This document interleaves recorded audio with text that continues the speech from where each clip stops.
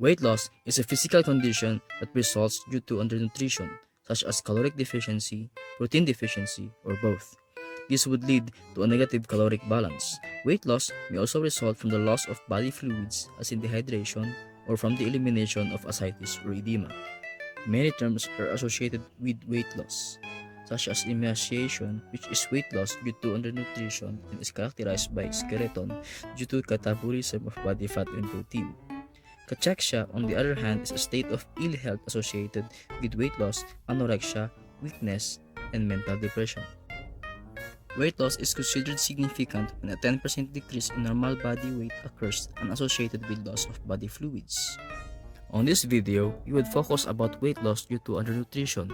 So now that we know what is weight loss, how does your dog get from this to this?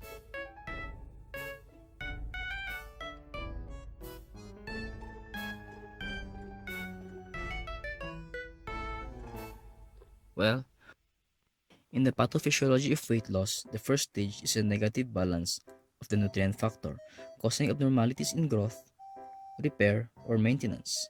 Subsequent changes in approximate order are tissue depletion, biochemical changes, functional alterations, and anatomic defects. In caloric undernutrition or negative caloric balance, balance must be achieved by reducing activity or by utilizing the body tissues for energy. During the stage of tissue depletion, body stores of fat and limited stores of protein are used first. Because of body reserves, tissue depletion may be advanced before signs develop. Several biochemical disturbances may occur in the undernourished animal. When tissue protein has been greatly depleted, total serum proteins may be decreased, largely due to a decrease in serum albumin. Other biochemical changes likely to occur include an increase in extracellular fluid, vitamin deficiencies, calcium phosphorus imbalance, affecting bone metabolism, with an increase in serum alkaline phosphatase activity, low serum iron concentration, and macrocytic anemia, and decreased concentrations of thyroid hormones. The functional changes associated with undernutrition include fatigue, lack of energy, and mental depression. Other signs include decreases in body temperature, bradycardia, and hypotension. When your dog has severe weight loss due to extreme undernutrition, it can result in anatomic lesions that are easily recognized. The fat padding is lost first, and muscles are catabolized later for energy.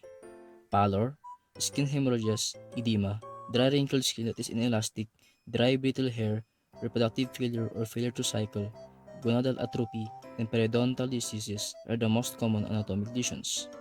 Once all adipose tissue is exhausted, severe depression, hypotension, and death will occur. Weight loss has 5 basic mechanisms involved. The first one is decreased caloric intake. This results from anorexia, oral disorders or diseases that prevent feeding or deficient diets. Anorexia is the most common cause of weight loss. Second is malassimilation of nutrients. This is the inability of the animal to digest or absorb nutrients. It involves the small intestines, pancreas, or the liver. Diarrhea or soft feces is a common clinical sign. Third one is caloric loss. This happens when protein is lost through kidney, intestinal tract, or large skin wounds. Another cause is the lack of insulin in the animal's diet. This is important since it stimulates protein synthesis and inhibits protein degradation. Another cause is the presence of intestinal parasites, which causes protein loss. The fourth one is increased caloric usage. This is caused by hyperthyroidism, fever, or malignancy. It is the increase in metabolic rate without an increase in caloric consumption which can result in weight loss. And finally, the last one is decreased caloric production. This happens when there is liver dysfunction. Liver is the major site of protein production, so liver dysfunction can result in weight loss due to the lack of critical protein production. Other factors that can cause weight loss are infection and fever, which cause a stress reaction. Cortisol, released in response to stress, mobilizes amino acid from the skeletal muscle for glyconeogenesis in the liver. This process causes a depletion of body protein and a negative nitrogen balance because the mobilized amino acids are deaminated to make glucose and the nitrogen is excreted as urea in the urine. Now that we know the 5 basic mechanisms involved in weight loss, what are we going to do to help your dog?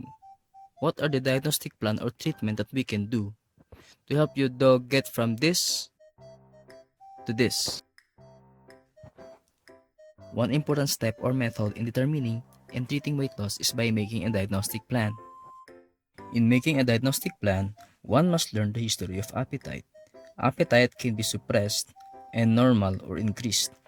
If it is suppressed, it can be due to dysphagia, which is difficulty in swallowing, or anorexia, which is loss of appetite. If the appetite is normal or increased, you can check the diet. If there is dietary deficiency present, you must rule out inadequate amount, unbalanced ration, and poor digestibility. But if the diet is adequate, look for digestive signs which can be absent or present. If it is absent, it may be due to caloric loss from the body or a hypermetabolic state. Under caloric loss from the body, you must rule out diabetes mellitus, glomerulopathy, burns, and exudative pyoderma.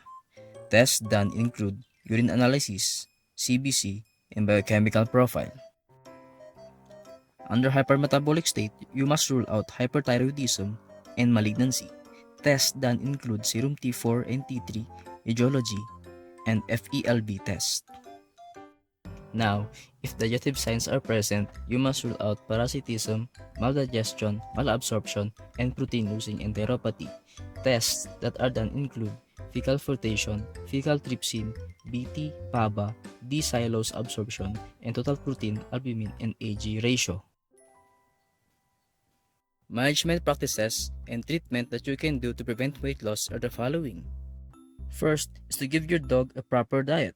Giving your dog a balanced diet can provide proper nourishment, preventing him from weight loss. If your dog has severe weight loss, you can give him fluid therapy.